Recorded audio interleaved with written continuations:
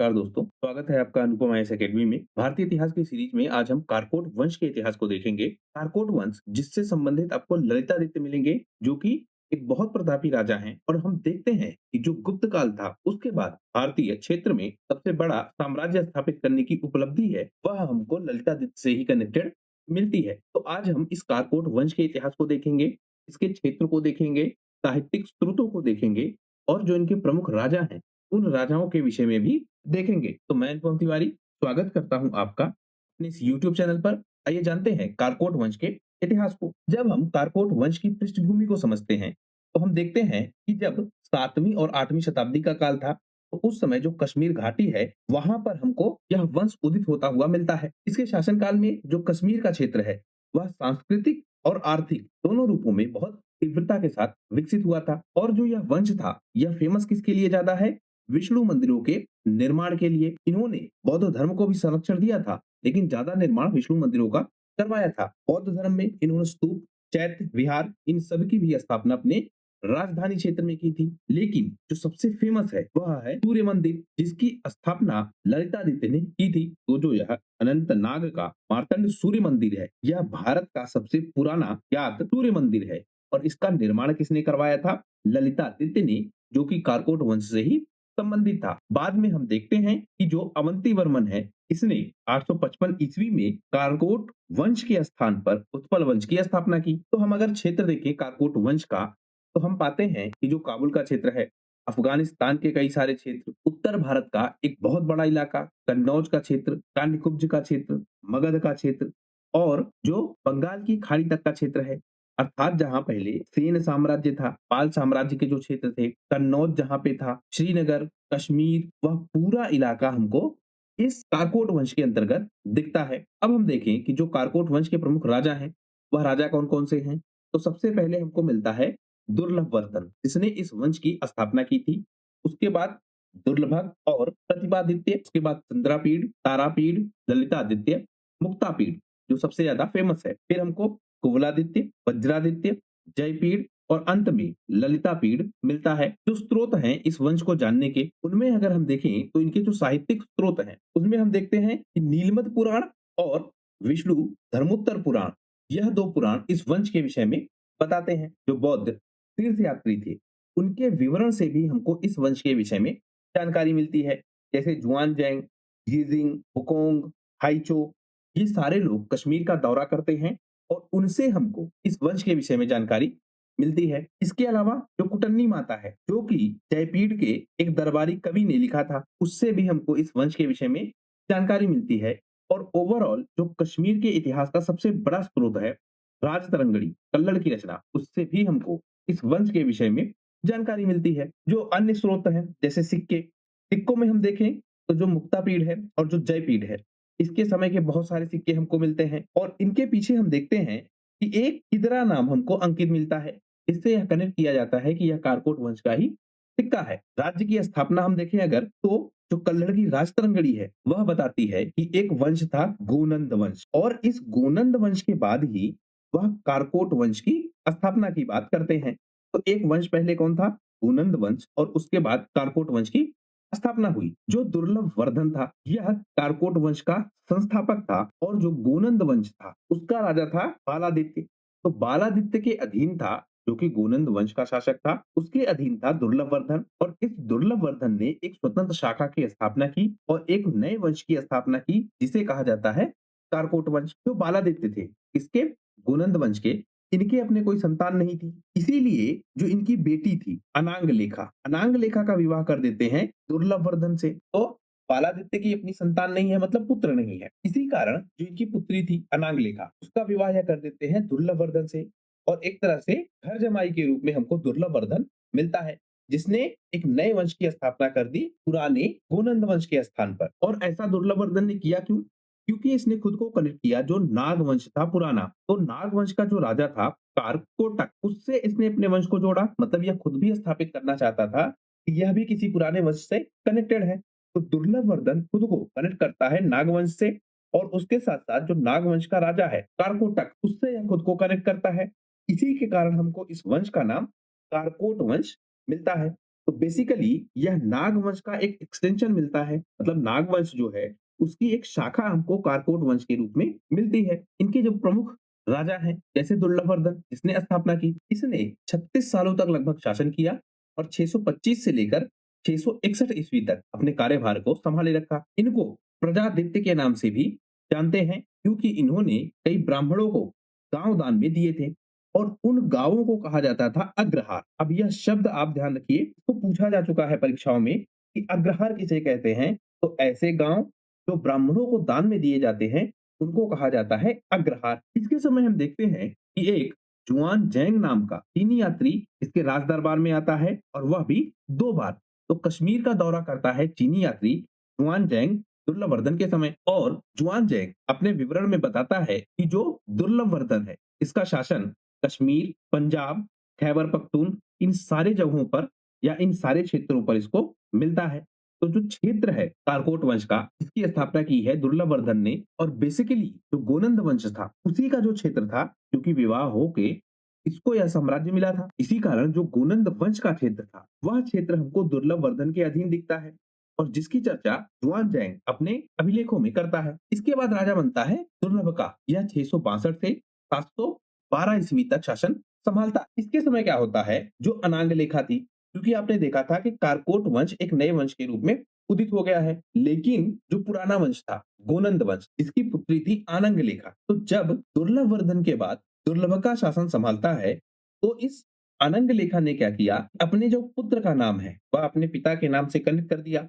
मतलब जो पुराना गोनंद वंश था उस नाम से कनेक्ट कर दिया और इस दुर्लभका को प्रतापादित्य के रूप में स्थापित किया। तो देखिए हुआ क्या, सबसे पहले गोनंद वंश था और इनके वंश का जो विवाह हुआ था वह हुआ था दुर्लभवर्धन से। इसका विवाह आनंग लेखा का। और दुर्लभवर्धन ने क्या किया, कारकोट वंश की स्थापना कर दी। खुद को कनेक्ट बताया कि हम नागवंश से हैं और जो नागवंश का राजा था कारकोटस या कारकोटक, उससे खुद को कनेक्ट कर लिया और खुद को कारकोट वंश का संस्थापक बना दिया। लेकिन जब दुर्लभवर्धन जाता है और दुर्लभका का शासन आता है तो जो आनंद लेखा है वह क्या करती हैं कि अपने पिता के नाम को फिर से जीवित करने के लिए अपने पुत्र का नाम प्रतापादित्य के रूप में स्थापित करती हैं। अब देखिए जो यह दित्य सरनेम है, इसी दित्य सरनेम का प्रयोग कर रही है कौन, आनंग लेखा, क्योंकि आनंग लेखा के पिता का नाम क्या था, पालादित्य। तो जो यह दित्य सरनेम है, इस दित्य सरनेम का फिर से प्रयोग होगा और आनंग लेखा अपने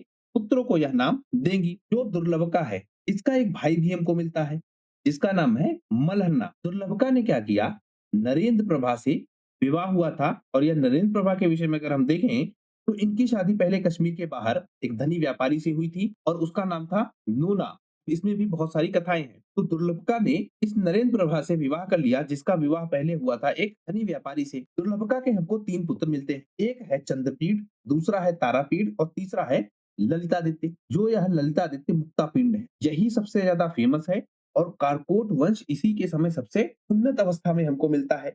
जो इसका क्षेत्र है वह सबसे बड़ा हमको इस ललितादित्य के समय ही मिलता है। ललितादित्य पर एक डेडिकेटेड वीडियो आपको इसी चैनल पर मिल जाएगी। हमने बहुत डिटेल से कवर किया है कि किस तरह का क्षेत्र था, कैसी प्रशासनिक व्यवस्था थी, क्यों ललितादित्य इतना फेमस था, वह सब कुछ हमने कवर किया है। अभी आप सिर्फ इतना जान लीजिए कि जो ललितादित्य था वह कारकोट वंश से कनेक्टेड था और यह दुर्लभका का पुत्र था। 2 भाई इसके और हैं, चंद्रपीड़ और तारापीठ। दुर्लभका के समय ही हम देखते हैं कि जो मूर्ति कला का कारकोह शैली है उस शैली का विकास होता है। जो इसका मंत्री है उदा, उसका पुत्र था हनुमत, इसने कई सारे अग्रहारों की स्थापना की। तो अग्रहार कौन थे, ऐसे गांव जो ब्राह्मणों को दान में दिए जा रहे थे वह अग्रहार थे। तो बहुत सारे अग्रहारों की स्थापना दुर्लभका के समय होती है क्योंकि इसके मंत्री का पुत्र हनुमत करवाता है। कारकोह शैली का विकास होता है। तो आर्ट एंड कल्चर के क्षेत्र में भी आप देख सकते हैं कि किस तरह का विकास हो रहा है। फिर राजा बनता है चंद्रपीठ, इसको वज्रादित्य के नाम से भी जाना जाता है। अब देखिए यह द्वितीय उपनाम या प्रयोग होगा बार बार। 713 ईस्वी में जो तांग का सम्राट है कौन, जुआनजोंग। तांग अर्थात जो चीन का सम्राट था, मतलब चीन के क्षेत्र में, वह क्या करता है, इस केंद्रापीठ से, इस चंद्रपीठ को कभी कभी केंद्रापीठ भी कहा जाता है। तो प्रोनाउंसिएशन में कभी कभी अंतर आपको मिल सकता है। तो चंद्रपीठ या फिर केंद्रापीठ, इस केंद्रापीठ ने क्या किया, अरब आक्रमणों के खिलाफ, क्योंकि अरब से आक्रमण हो रहे थे बहुत तेजी के साथ, उन आक्रमणों के खिलाफ इस जुआनजोंग से सहयोग मांगा। लेकिन इस जुआनजोंग ने सहयोग नहीं दिया। अब देखिए, 2 तरह के आक्रमण हो रहे थे भारत पर उस समय। एक पश्चिम के आक्रमण, दूसरा पूर्व से आक्रमण। पूर्व में आप ध्यान रखेंगे कि तिब्बत के आक्रमण बहुत फेमस है और पश्चिम में अरब के आक्रमण बहुत फेमस है। तो दोनों तरफ से आक्रमण हो रहे थे। जो तिब्बत की तरफ से आक्रमण हो रहा था, इससे चीन भी परेशान था, लेकिन इसका प्रभाव भारतीय क्षेत्र पर भी पड़ रहा था। इसी क्रम में हम देखें कि जो पश्चिम का आक्रमण है, उसका प्रभाव भी भारतीय क्षेत्र पर तेजी से पड़ रहा था। तो इसकी वजह से जो यह चंद्रपीढ़ है, यह सहायता मांगता है किससे?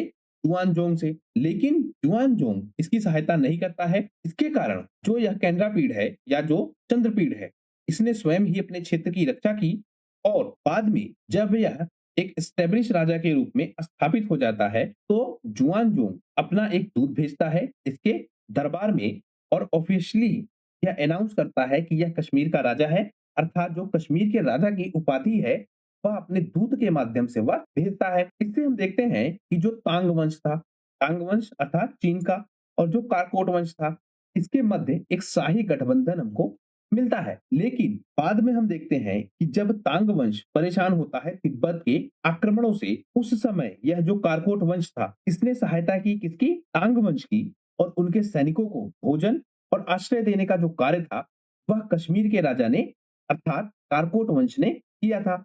तो आप कह सकते हैं कि जो भारतीय सभ्यता का पाठ था, कि भले ही जुआनजोंग ने सहायता नहीं की थी कारकोट वंश की, लेकिन कारकोट वंश के राजा जुआनजोंग की तिब्बत आक्रमण के समय इनके सैनिकों को भोजन और आश्रय देने का जो कार्य था, वह इस कारकोट वंश ने किया था। अब हम देखें तारापीठ को। यह चंद्रापीठ के बाद राजा बनता है और यह भाई है किसका? चंद्रापीठ का। कहते हैं कि इसने अपने भाई की हत्या की थी और उसके बाद यह राजा की भूमिका में आया था और अपने भाई की हत्या के लिए इसने एक ब्राह्मण की भर्ती की थी। जो राजतरंगिणी है, वह इसके विषय में काफी कम इंफॉर्मेशन हमको देती है, लेकिन राजतरंगिणी से हमको इतना पता लगता है कि यह बहुत अत्याचारी था और इसने ब्राह्मणों पर भी बहुत सारे अत्याचार किए थे। इसका एक नाम हमको उदयादित्य भी मिलता है। अपने शासन के 4 साल बाद ही हम देखते हैं कि तारापीठ की भी हत्या हो जाती है।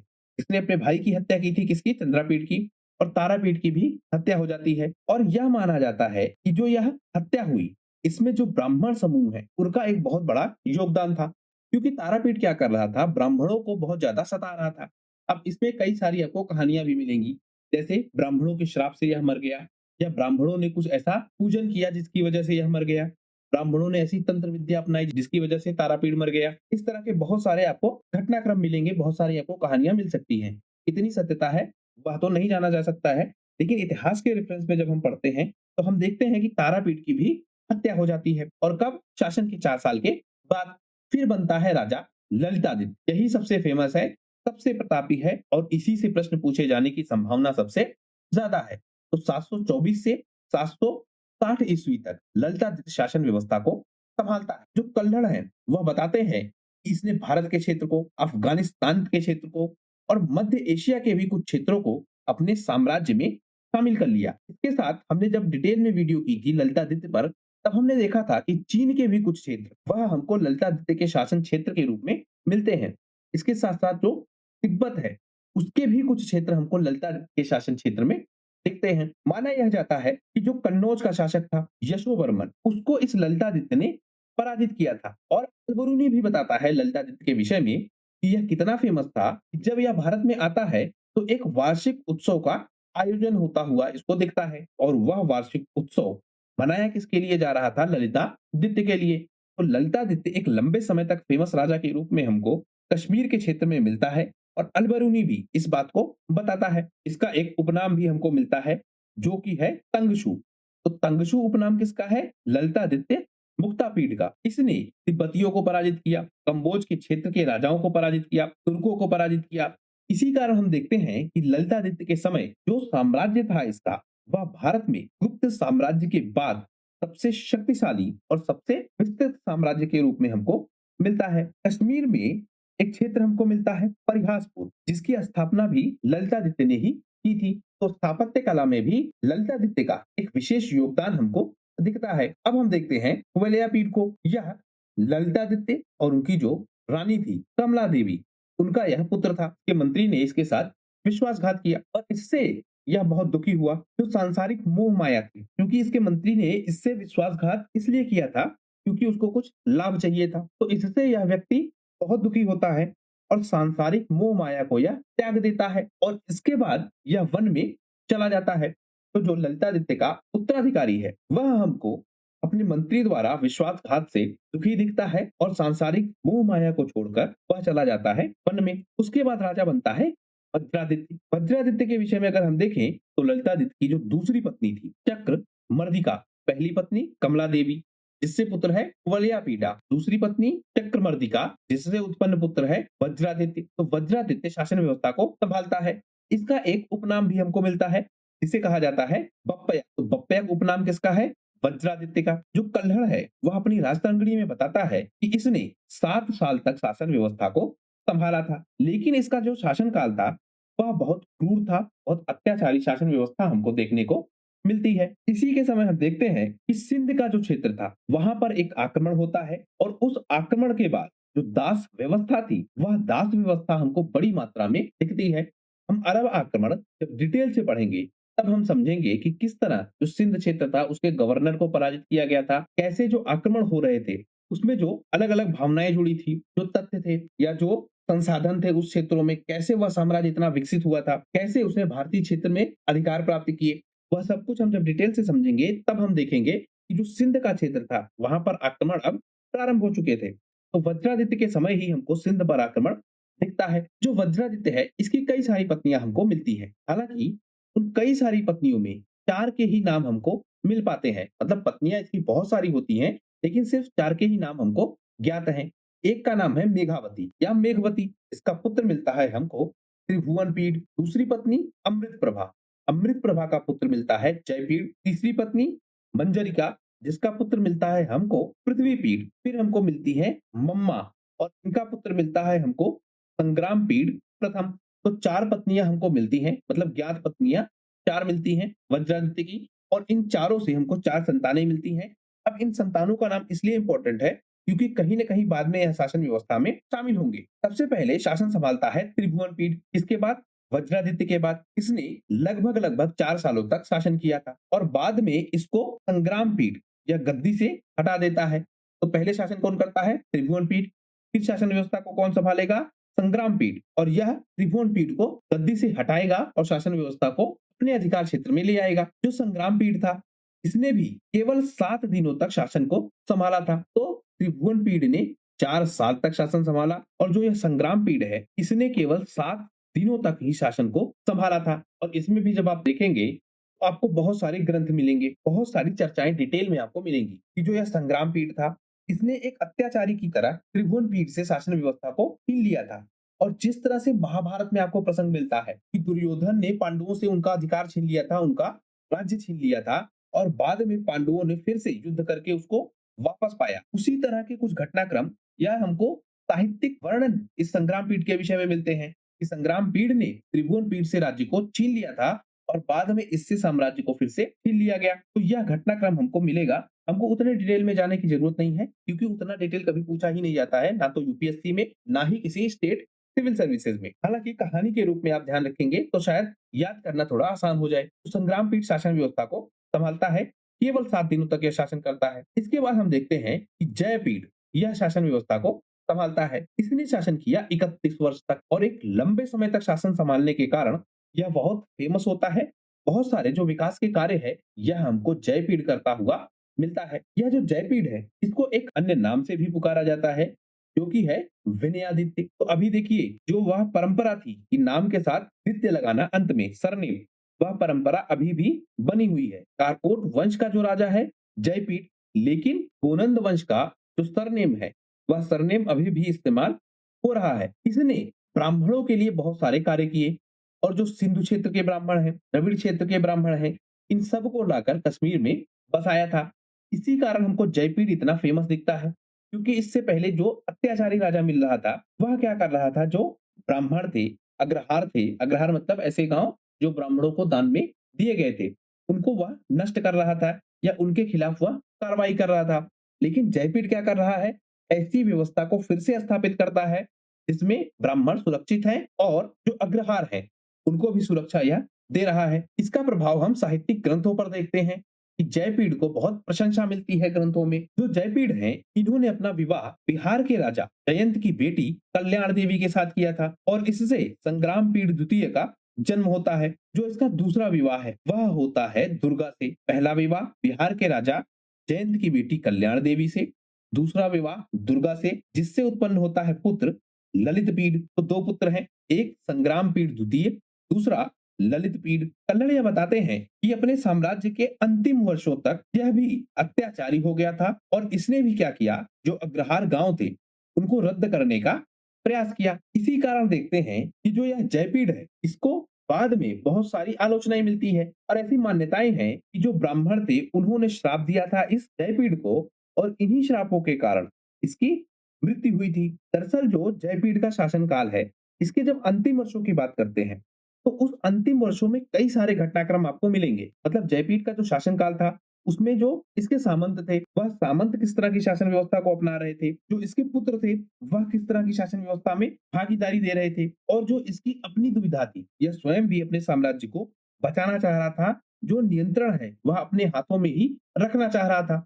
तो उन सारे कारणों से यह बाद में अत्याचारी हो जाता है। हालांकि जब प्रारंभिक स्तर पर हम देखते हैं तो यह स्वयं भी कश्मीर के क्षेत्र में ब्राह्मणों को बसाता है, लेकिन अंत में यह ब्राह्मणों के खिलाफ हो जाता है और इसीलिए ऐसा वर्णन मिलता है कि ब्राह्मणों के श्राप के ही कारण इस जयपीड़ की मृत्यु हो जाती है। जयपीड़ के बाद शासन व्यवस्था को संभालता है ललितापीड़। ललितापीड़ जो दुर्गा से उत्पन्न पुत्र है। ललितापीड़ के विषय में कल्हड़ बताते हैं कि यह बहुत लापरवाह राजा है, नशेड़ी टाइप का राजा है और वेश्याओं से घिरा रहने वाला राजा है। इस अवस्था में आप समझ सकते हैं कि साम्राज्य का क्या होगा। मतलब साम्राज्य विघटित हो जाएगा, जो क्षेत्रीय शक्तियां हैं वह केंद्रीय शक्ति पर अधिकार कर लेंगी और समाज को कई टुकड़ों में या साम्राज्य को कई टुकड़ों में तोड़ देंगी और वही प्रभाव हमको ललिता पीठ के बाद मिलता है। तो एक लापरवाह राजा के रूप में, एक अयोग्य राजा के रूप में हमको ललिता पीठ मिलता है। 12 वर्षों तक यह शासन को करता है और इसका विवाह हम देखते हैं कि जय देवी से होता है। इससे इसको एक पुत्र मिलता है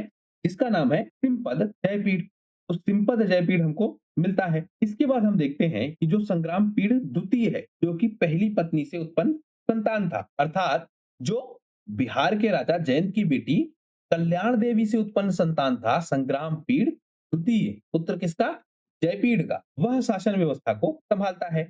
इसका एक अन्य उपनाम भी हमको मिलता है पृथ्वी पीड़ द्वितीय। इसने भी लगभग 7 सालों तक शासन किया और इसका एक पुत्र मिलता है हमको अनंगी पीड़ा। संग्राम पीड़ के बाद हम देखते हैं कि जो यह आपका विपज्जय पीड़ है, अर्थात जो पहली पत्नी से उत्पन्न संतान था वह शासन व्यवस्था को संभालता है और इसने क्या किया, संग्राम पीड़ द्वितीय के बाद शासन व्यवस्था को संभाले रखा। इसकी आयु लेकिन हमको बहुत कम मिलती है जब यह शासन व्यवस्था को संभालता है। उसके कारण हम देखते हैं कि जो वास्तविक शक्ति है वह शक्ति चली जाती है जय देवी के पास, जो कि इनकी माता है और जय देवी के हमको 5 भाई भी मिलते हैं। अब वह भी इस कारकोट वंश की शासन व्यवस्था में भागीदारी निभाते हैं। अब देखिए जो आपकी यह जय देवी है, इनका नाम हमने एक और देखा कि वह हमको कल्याण देवी भी मिलता है। तो 2 नाम है, जय देवी या कल्याण देवी। अब देखिए दिग्विजय पीठ के समय हम देख रहे हैं कि इसकी आयु कम है, तो वास्तविक शक्ति कहाँ चली जाती है, जय देवी के पास। और जो इसके 5 भाई हैं जय देवी के, यह भी शासन व्यवस्था में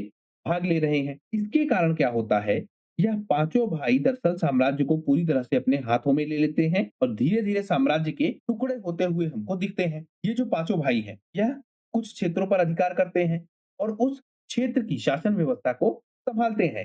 तो दरअसल जो शासन था कारकोट वंश का, अब वह शासन इन 5 भाइयों के हाथों में सिमट कर रह जाता है। ये पांचों भाई कौन थे, पद्म, उत्पला, कल्याण, मम्मा और धर्म। तो यह 5 भाई हमको मिलते हैं जो शासन व्यवस्था में भाग लेते हैं। लेकिन ये पांचों भाई कुप्रबंधन में लगे रहते हैं, मतलब अपनी ही आवश्यकताओं की पूर्ति करते हैं। एक तरह से आप कह सकते हैं कि घूसखोरी करते हैं, बहुत सारा धन अपने पास सुरक्षित रख लेते हैं।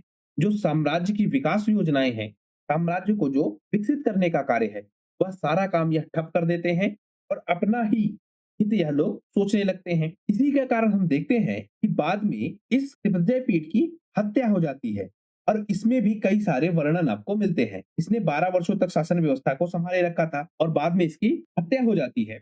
और कहते हैं कि जो यह हत्या हुई थी, इस हत्या में जो जय देवी के भाई थे, मतलब ये जो पांचों भाई थे, इन्होंने भी शायद भाग लिया था और हत्या के बाद यह शासन व्यवस्था को अपने अधिकार क्षेत्र में ले आते हैं अर्थात यह शासन व्यवस्था पर नियंत्रण स्थापित कर लेते हैं। फिर आता है त्रिभुवनपीड का पुत्र अजीतपीड। जो अजीतपीड है, इसको उत्पल वंश का एक राजा कारकोट वंश के राजा के रूप में स्थापित करता है। देखिए, जो आसपास की शक्तियां होती थी वह स्टेब्लिश करती थी कि इस वंश का अगला राजा कौन है, तभी उसको उसका वंशज माना जाता था। ऐसे कई सारे घटनाक्रम आप देख चुके हैं कि जो आसपास की शक्तियां हैं, जैसे हमने गुर्जर प्रतिहार वाले रेफरेंस में देखा था, इस सभा का आयोजन हुआ था, सभी राजाओं ने सहमति दी थी। जैसे चीन के राजा के विषय में अभी हमने देखा कि वह कारकोट वंश के राजा को कश्मीर के राजा की उपाधि दे रहा है। इसी तरह से जो आसपास के क्षेत्रीय राजा हैं, वह किसी राजा को उपाधि देते हैं, अर्थात उसके स्थान को या उसकी नियुक्ति को स्वीकार करते हैं। इसी क्रम में हम देखते हैं कि जो त्रिजय पीठ की हत्या हो जाती है, उसके बाद जो त्रिभुवन पीठ का पुत्र था अजीत पीठ, उसको राजा के रूप में घोषित किया जाता है। लेकिन जो मम्मा है, मम्मा अर्थात जो 5 भाइयों में से एक है, उसने इस उत्पल वंश के विरुद्ध ही युद्ध छेड़ दिया और अनंगी पीढ़ को, अनंगी पीढ़ कौन, जो कि संग्राम पीढ़ द्वितीय का पुत्र था, उसको इन्होंने राजा बना दिया। और इसके कारण हम देखते हैं कि जो उत्पल वंश से इनका विद्रोह प्रारंभ हो गया या जो उत्पल वंश से इनका विरोध प्रारंभ हो गया, उस विरोध के कारण हम देखते हैं कि जो उत्पल का पुत्र था, उस उत्पल के पुत्र सुखवर्मन ने इस अजीता पीढ़ के पुत्र उत्कील पीढ़ को शासक के रूप में स्थापित कर दिया। लेकिन हम देखते हैं कि सुखवर्मन की भी हत्या हो जाती है और इसके एक रिश्तेदार ने इसकी हत्या कर दी। इसके बाद राजा बनता है अवंती वर्मन। अब अवंती वर्मन बहुत ताकतवर है, अर्थात जो सुखवर्मन है या हम कहें जो उत्पल वंश का अगला राजा है अवंती वर्मन। अब दो वंश एक साथ चल रहे हैं, अब ध्यान रखिएगा, एक तरफ कारकोट वंश चल रहा है, दूसरी तरफ उत्पल वंश चल रहा है। तो जो उत्पल वंश का राजा है सुखवर्मन, उसका एक पुत्र होता है अवंती वर्मन। सुखवर्मन की हत्या हो जाती है और अवंती वर्मन शासन व्यवस्था को संभालता है। ये जो आपका अवंती वर्मन है, इसने अपने मंत्री सुरा की मदद ली और उसी के कारण 855 ईस्वी में उत्पल पीढ़ को यह सिंहासन से हटा देता है और स्वयं शासन व्यवस्था पर नियंत्रण स्थापित कर लेता है। इसी के कारण हम देखते हैं कि जो उत्पल वंश था वह ऑफिशियली स्टैब्लिश हो जाता है। तो कारकोट वंश के बाद जो वंश स्टैब्लिश होता है वह वंश कौन सा है, उत्पल वंश। और उसकी स्थापना कौन करता है, अवंती वर्मन। अवंती वर्मन कौन है, यह सुखवर्मन का पुत्र है। सुखवर्मन कौन था, उत्पल का पुत्र। और इसी उत्पल के नाम पर इस वंश का नाम उत्पल वंश हमको मिलता है। तो इस तरह से जो कारकोट वंश था वह किस प्रकार से विभाजित हो जाता है वह हमने समझ लिया। अब हम समझे कि जो कारकोट वंश है इसका वास्तुकला में और जो स्थापत्य कला है उसमें किस तरह का योगदान हमको मिलता है। जब हम देखते हैं साहित्य के क्षेत्र में, तो माना जाता है कि जो नीलमत पुराण है, इस नीलमत पुराण का निर्माण दुर्लभ वर्धन के ही शासनकाल में हुआ है।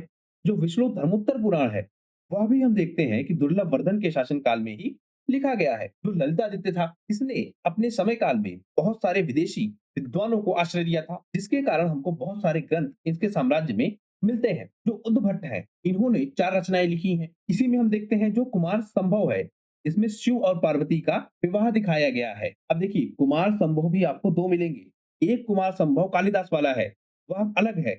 यह कुमार संभव उद्भट की रचना है।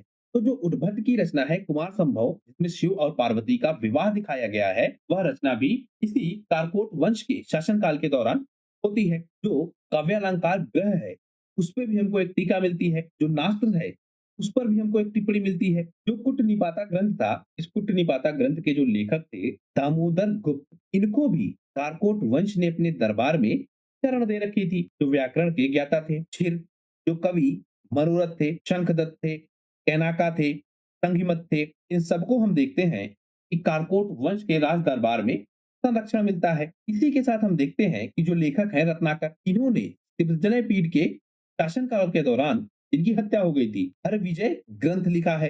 तो इस तरह से हम देखते हैं कि साहित्य के क्षेत्र में जो यह कारकोट वंश है वह बहुत सारे योगदान देता है। वास्तुकला के क्षेत्र में अगर हम देखें तो इस वंश से संबंधित हमको विष्णु मंदिर सबसे ज्यादा फेमस मिलते हैं। इसी क्रम में हम देखते हैं कि दुर्लभ वर्धन का एक विष्णु मंदिर है जिसे कहा जाता है दुर्लभा स्वामी विष्णु मंदिर। इसके साथ हम देखते हैं कि जो बौद्ध मठ है उनका भी निर्माण किया जाता है। तो जो दुर्लभ वर्धन था, इसकी पत्नी थी, इस पत्नी ने अनंग भवन का निर्माण किया जो कि एक बौद्ध मठ था। इसके बाद हम देखें तो जो दुर्लभ था, इसने भी विष्णु मंदिरों का निर्माण करवाया।